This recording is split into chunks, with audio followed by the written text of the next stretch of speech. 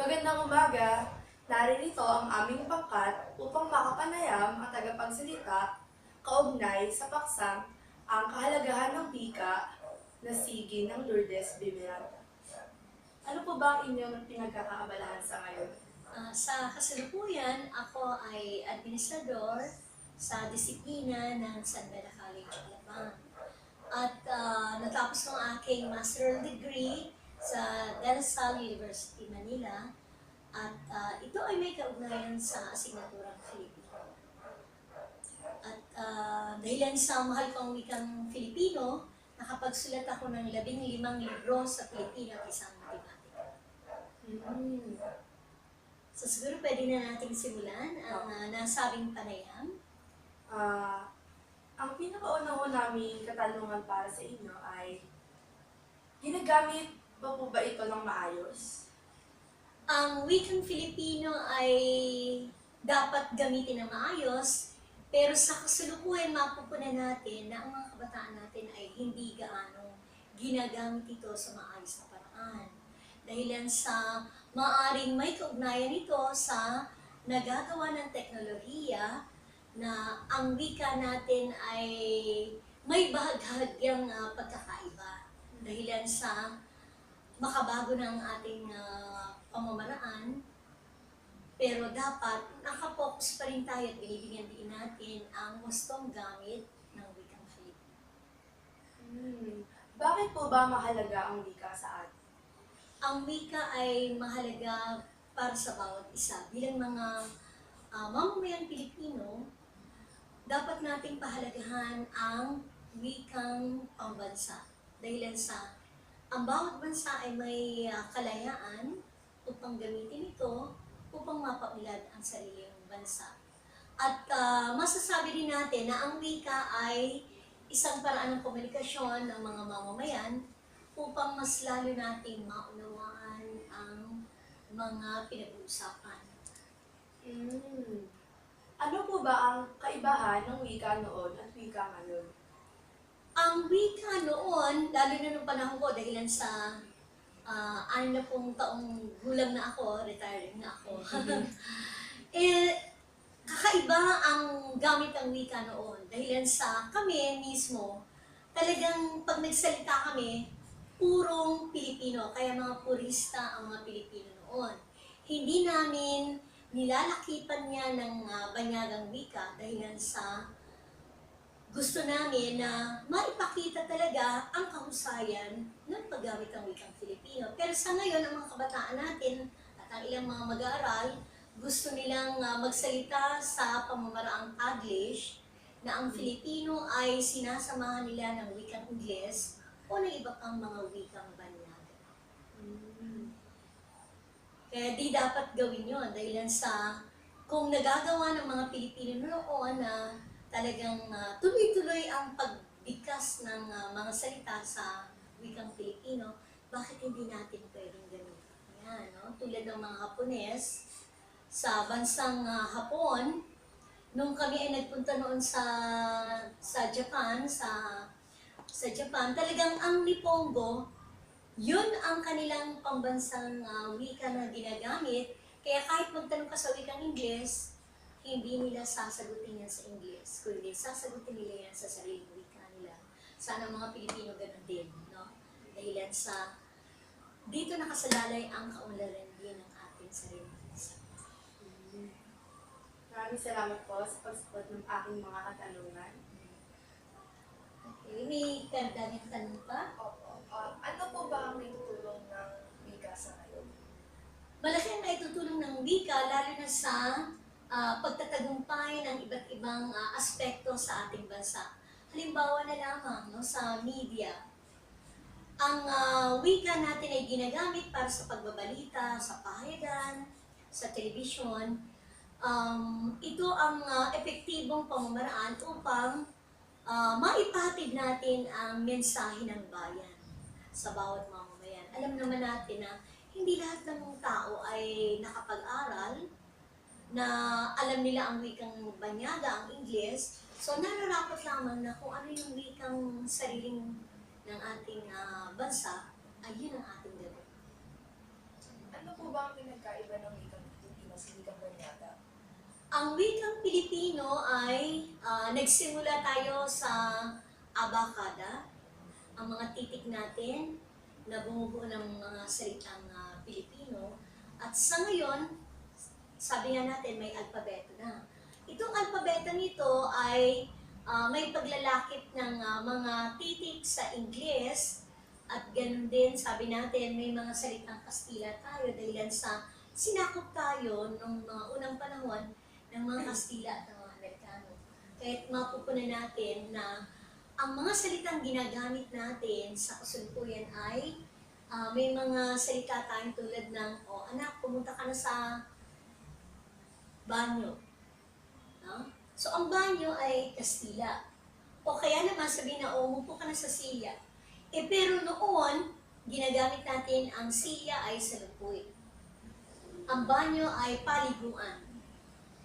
Ang restroom, sabi natin, paliguan. Ano? Paliguan naman ang banyo. Kaya mapupunan natin na may mga salitang ginagamit tayo mula sa mga Kastilang sumakop sa atin, mga Amerikano sumakop sa atin. Gaano kadalang na lang po ba nagagamit ang wika sa panahon ngayon?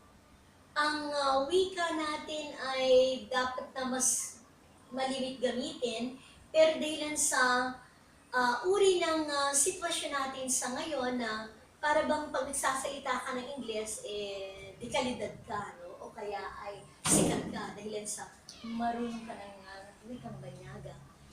Pero sabi natin, ang kinagis na nating wika ay ang wikang Filipino na dapat nating mahalin at gamitin ng mas madalas.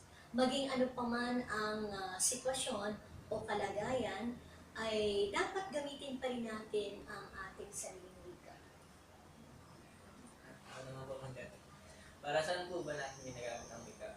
Ginagamit natin ang ating sariling wika para maihatid natin ang komunikasyon na ibig natin ipahayag. Para sa ganon, magkaroon ng malayang pagkakaunawa o pagkakaintindi natin sa mga impormasyon na dapat nating malaman. Lalong-lalo na sa pagbabalita, sa pahayagan, sa radyo, sa telebisyon. Mahalaga ang wikang sarili. Kung sa ibang bansa nga, sabi natin, talagang ang kanilang ginagamit ay ang kanilang sariling wika. Sana ay gamitin din natin sa bansang Pilipinas. Bakit po natin kailangan ng sariling wika? Dahil sa, sabi natin, tayo ay mga mamamayang Pilipino. At kung ikaw ay isang tunay na Pilipino, dapat mo lang gamitin ang sariling wika. Bakit natin gagamitin ang Ingles? Bagamat ito ay pandaigdigang wika, mahalaga siguro matutunan natin ang Ingles, pero ang pinakamahalaga ay gamitin natin ang sariling wika. Kaya nga tayo naging malaya bilang isang bansa dahilan sa may sariling wika tayo. Talagang pinaghirapan ng ating mga ninuno. So dapat pahalagahan natin. Kailangan pa ba natin ng wika? Kailangan pa natin ng wika. Bakit? Dahil sa ito yung komunikasyon. Paano malalaman ng ating kausap ang ating ibig ipahiwati kung hindi natin ito gagamitin, no? So, sabi natin, naroon pa rin yung patuloy na pagsasanay sa ating wika. Kaya nga, napupunan natin ngayon sa K-12, sabi nga ang Mandarin nasa lower grades na, mas mababang baitang. Nung nag-grade 1 po ako, wala akong Mandarin, Ang natutunan kong unang wika ay Filipino. So sabi ng mga mananaliksik, mas natututo ang ating mga kabataan kapag mula sa pagkasilang nila, ang mga magulang ay nagtuturo ng wikang Filipino sa kanilang mga anak dahil sa kasunod lamang na matututunan ang wikang Ingles. Kaya mahalaga, sabi natin ay gamitin ang wika. O kaya naman, itong K-12, sabi nga ng DepEd, yung mga nasa iba't ibang lalawigan. No? Halimbawa yung mga nasa Bisaya, nasa Mindanao. Mother tongue ang binibigyan diin ng ating K-12 ng DepEd. Dahilan sa, sabi nga ng DepEd, kung ano ang alam na dialekto ng mga mag-aaral sa iba't ibang panig ng Pilipinas, dapat yun ang gamitin. Dahil yan sa yung pagkakatuto nila ng mga leksyon nila sa loob ng silid-aralan, mas magiging madali dahil yan sa yun ang dialektong naiintindihan ng ating mga mag-aaral. Mas lalo nilang maintindihan ang iba't ibang leksyon nila sa iba't ibang asignatura tulad ng matematika, agham, o kaya ay araling panlipunan. So, doon natin makikita. Pero iisipin natin, bakit itong DepEd, itong K-12A, ipinasok nila ang Mandarin? So, ang Mandarin ay, ito ang lengguwahe ng mga Chino. At ibig nating, itong mga Chinese natin, mga Inche, ibig nilang matutunan ng ating mga mag-aaral sa elementarya. So, naririyan na ang Mandarin na kung magkamisan ang mga magulang, nahihirapan din turuan ang kanilang mga anak. Dahil sa kami, nung nag-aaral kami, no, yung panahon namin, Spanish o yung tinatawag nating wikang Kastila ang aming pinag-aaralan noon. So, natututo kami ng wikang Filipino sa paaralan, natututo kami ng wikang Ingles, gayon din ang wikang Kastila. Kaya noon, pag high school ka, may Spanish class ka hanggang sa dumating ka sa kolehiyo, may hindi lamang Filipino subjects, pero meron din Spanish ang kolehiyo. Paano po ba pinahahalagahan ang wika po? Paano natin dapat pahalagahan? Sabi nga natin, kung nasa puso natin ang pagiging Pilipino, yung pagiging makabayan natin, dapat magmula sa atin na ito ay pahalagahan sa paggamit ng wikang Filipino. Paano natin magagawa yan? Sa pang-araw-araw na ating gawain, dapat ginagamit natin yan sa paaralan, no? Kasi iba, gusto nilang magsalita ng Ingles para nga naman sabihin, uy, sosyal ako. No? Hindi naman dapat.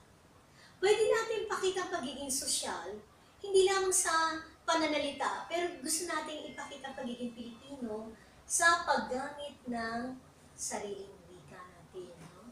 Dapat ipagmalaki natin dahil sa itong pinaglaban ng ating mga bayani upang makamit ang kalayaan at kapag ang isang bansa ay may kalayaan, may sariling pambansang wikang ginagamit natin. Bakit po iba-iba yung wika ng mga tao? Ang wika ng iba't ibang tao sa iba't ibang panig ng mundo ay magkakaiba dahil sa kung ano yung kinagisnan mo mula nung ikaw ipinanganak, yun iyong kinalakihang wika. Halimbawa, ako ipinanganak ako sa Maynila. Tagalog ang aking kinagisnan na wika. Yun ang wikang ginagamit namin sa bahay. So, halimbawa naman, ang iba ay ipinanganak sa Bisaya at sa Iloilo, nag-iilonggo sila, dialekto ang kanilang kinagisnang paraan ng komunikasyon. So, ang ano nga ng DepEd, yun ang gusto nilang mangyari. Kung ano yung kinasanayan natin, yun ang wikang dapat gamitin. So, yung mga Amerikano, pinanganak sa Amerika, o di English ang kanilang kinagisnang wika. Yung mga Hapones na binanggit natin kanina, nagniniponggo sila. Dahilan sa yung kasanayan ng wika ay nagmumula mula sa ating pagkabata, hinuhubog tayo ng ating mga magulang para maging mahusay sa pananalita natin sa Pilipino. Pagdating naman natin sa ating paaralan, hinuhubog naman kayo bilang mga mag-aaral ng inyong mga guro para magamit natin ng mahusay ang wikang Filipino sa tamang sitwasyon, sa tamang oras, sa tamang pamamaraan dahil sa ang gramatika sa Pilipino ay dapat na patuloy na sinasali. Ginagamit pa ba ito sa pamahalaan? Ginagamit din ang wikang Filipino sa pamahalaan. Pag nanood kayo ng telebisyon, halimbawa pagbabalita sa telebisyon, mapupunan natin, hindi ba? Ang wikang ginagamit ng tagapagbalita sa telebisyon o kaya sa radyo sa wikang Filipino. Dahilan sa ibig ng nagbabalitang taong ito o newscaster ay maunawaan kung ano ba ang mga kaganapan sa atin. ating paligid. No? Dahil yan ang ginagamit niyang wika ay ang wikang Filipino. So, mahalaga yan. Importante yan. Para sa ganon, mas madali nating maunawaan ang bawat impormasyon na ibinabahagi natin. O kaya yung kausap natin, mas madaling maunawaan ano nga bang ipinapahayag natin. Dahil ang wikang ginamit ay wikang talagang pamilyar tayo.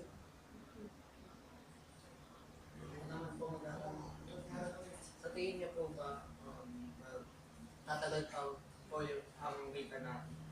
Dapat magtagal ang ating wika. No? Dahil meron tayong tinatawag na dead language. Diba? Sabi nila, ang Latin, dead language na ba yan? Dahil hindi ginagamit. No? Iisipin natin, ang wikang Filipino dapat ay patuloy na buhayin ng bawat Pilipinong mamamayan. Dahil tayo mismo ang bubuhay at magpapaunlad ng ating sariling wika. Kasi pag hindi natin ginamit ang isang wika, yan ang pagkakataon na kung saan ay mamamatay ang nasabing wika dahil wala nang gumagamit itong wika. So, anong dapat natin gamitin? Ang gamitin natin ay ang sariling wika. Bakit po May iba ka pang karagdagang tanong na ipahiwatig. So, paano natin matutugunan yan? Yung kahalagahan ba ng wika ang ibig mong ipahiwatig? Okay, so sabi natin, yung kahalagahan ng wika ay masasabi natin, ang focus talaga ay nasa mga taong nasa bansang ito.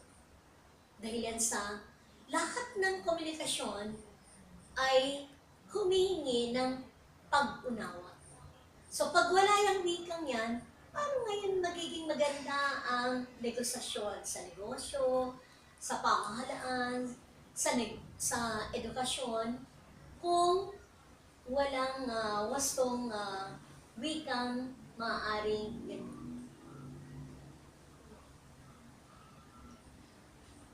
Paano po pinapahalagahan ng tao? Ang wika, Oo. Pinapahalagahan ng bawat tao ang wika. Ako bilang Pilipino, o kaya kayo bilang mga Pilipino. Maliban na lamang siguro, dumarami na ngayon ang mga mag-aaral na Koreano.